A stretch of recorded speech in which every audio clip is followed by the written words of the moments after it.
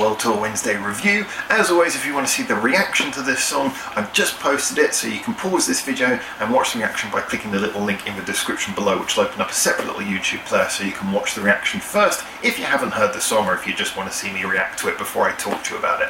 Anyway, jumping in, if you are ready for the review, that is, the song I just listened to is the first time I've ever heard a Kazakhstani song, so if you did see the reaction you would have seen that I was trying to take in a lot at one time there.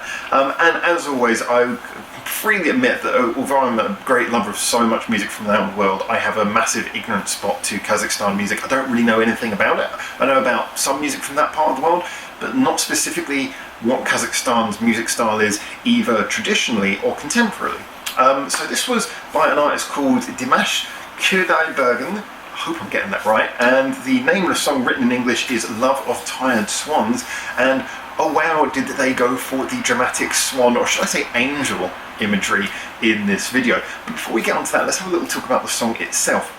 The song, I guess one of the things that you do get a lot from artists in that part of the world, again with ignorance to Kazakhstan individually, is that sort of dramatic, almost operatic style of music, and also mixing it a lot of the time. More contemporary music from that part of the world tends to focus a lot on those sort of smooth sounds. I don't really know exactly, I often get confused with how blurred genres are there, especially nowadays where there's a genre for virtually every single song. I don't know specifically what it is, but that sort of smooth, like loungy sort of sound. It almost sounds like something you'd expect from like a 70s James Bond movie. You know, it's got that kind of feel to it. That's a very popular thing to do, and like I say, also with this big operatic style of vocals. So I wouldn't say that I was completely thrown for a six by this. I kind of, when it came in, you got an image straight away from the way the video presented itself and the way the audio came in that this was going to be something theatric, this was going to be something dramatic, and it paid it off with that style of vocal performance. Now, yeah, I have to jump in and talk about the singer before we go any further. I'm assuming Dimash Kudaibergen, must get that right. I'm presuming he is the singer and maybe the writer as well. Don't know, guys, let me know as always.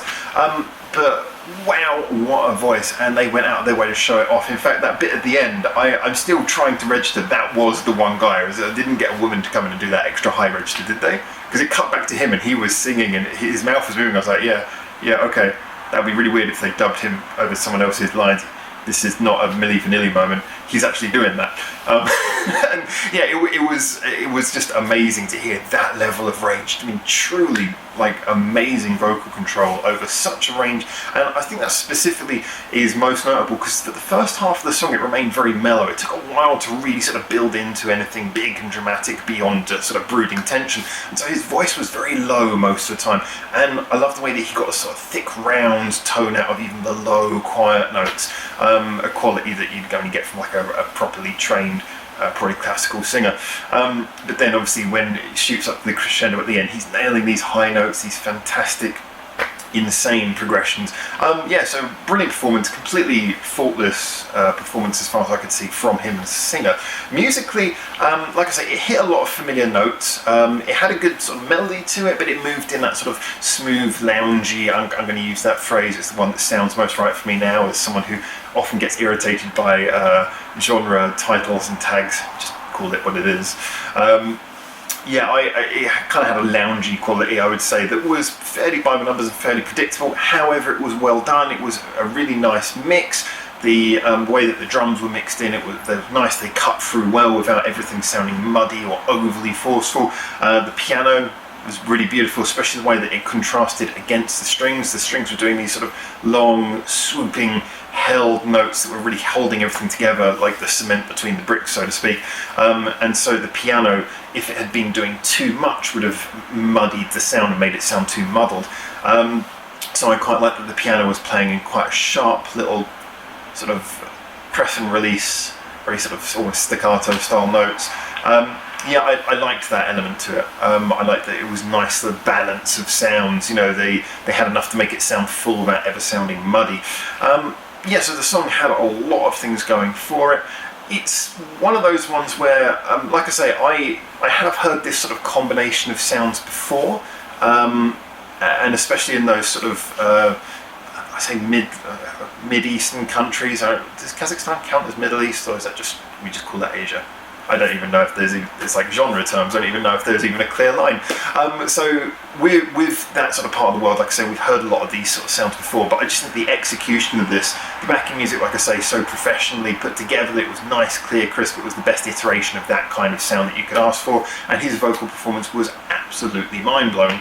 So you put those together, and is it going to win over anyone who wouldn't otherwise be into this style of music? Perhaps not. It will perhaps impress a lot of people who otherwise wouldn't listen to this style of music, but I think if you are already into this kind of dramatic, semi-orchestral, smooth, soundtracky music, then I think this is something which you'd probably just like it anyway, and it'll probably be a really good example of that kind of contemporary orchestral, contemporary operatic music. There you go. I'm trying desperately to think of a good terminology for it. I really liked it. Is it something I would listen to again? That's a difficult one. I felt it was a bit of a slow burn. I think that if you're into something which is quite smooth, then you probably appreciate that. For me, I felt that I was more taken by the dramatic sound of it than the smoother element of it, and so I perhaps kind of wanted it to build up a little bit quicker into something a little bit more, a little bit bigger. I certainly say for the first couple of minutes it did feel like it wasn't necessarily going anywhere particularly. It sounded like it had already settled into its sound, so the crescendo almost came as like a surprise. It didn't really feel like it had been indicating that it had been building towards a crescendo.